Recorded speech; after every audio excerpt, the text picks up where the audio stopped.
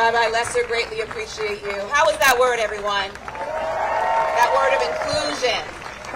That word of social responsibility in our churches, amongst our interfaith leaders. What do you think about that?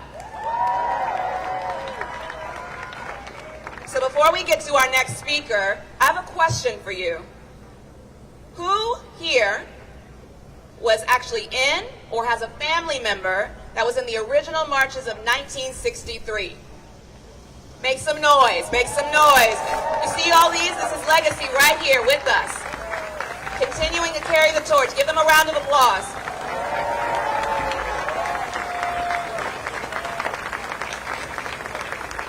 And the reason I ask that question is because we have a leader here with us right here, right now, who's going to speak to all of you. We have Reverend Dr. Gerald Durley, who led an entire group of students during the 1963 marches. Give him a round of applause.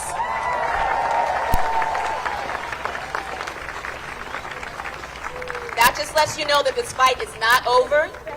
Didn't start in 1963, but we were here in 1963. We're here in 2021 fighting for the same rights to vote. So he's going to give us a word. Let's give a round of applause for Reverend Dr. Gerald Durley.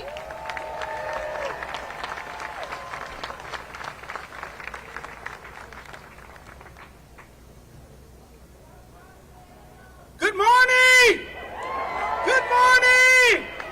We are here this morning, and I want to say we have been divinely inspired to bring to this moment, a Kairos moment where we'll all come together. We didn't come together because this is some historic day.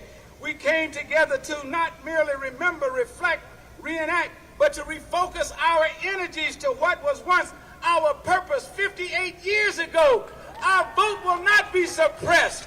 Our vote will not be denied. Our voices will be heard. We are the voice of right now. This is our moment. This is our time. I never thought in 1963, which was my senior year at Tennessee State University, student government president in Nashville, when we walked up to Washington, D.C., we thought it would be about 25,000 people. Maybe 30,000. And when we got up there, we saw buses, we saw cars, we saw skateboards coming to the march. Just like today, we are here again to say we will not be denied ever again.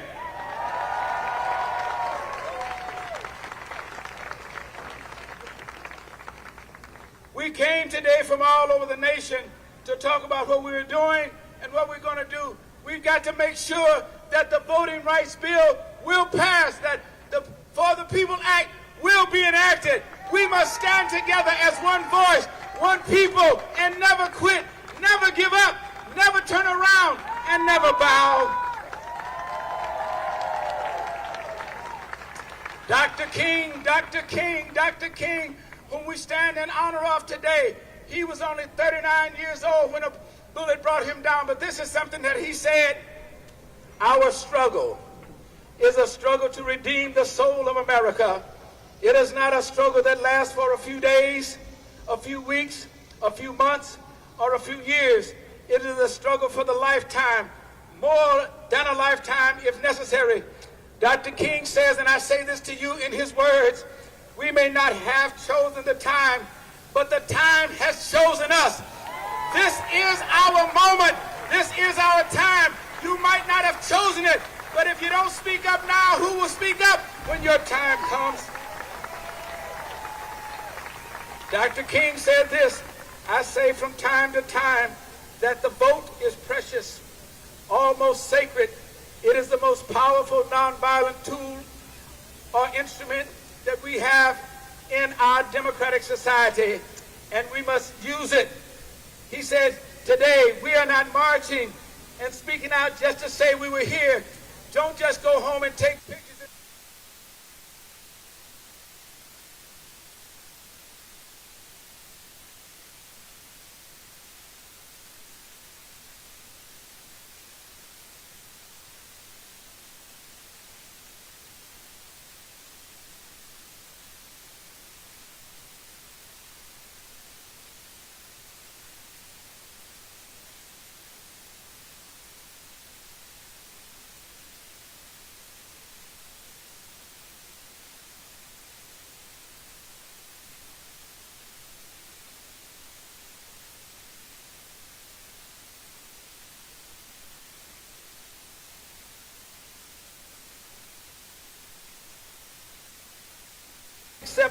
we must accept finite disappointment, but never lose infinite hope. We can not only believe in miracles anymore. Stop saying we hope the miracle of freedom.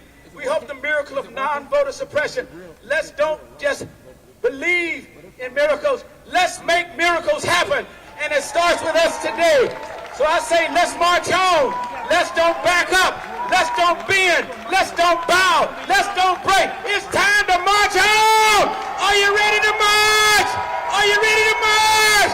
Let's march on for freedom, for jobs, for equality, for justice. Let's march and let's vote. God bless you. Say amen, somebody. Say amen, somebody. Get excited, somebody. Get enthused, somebody. Get up and holler. Pull your mask down and say, I'm ready to march on.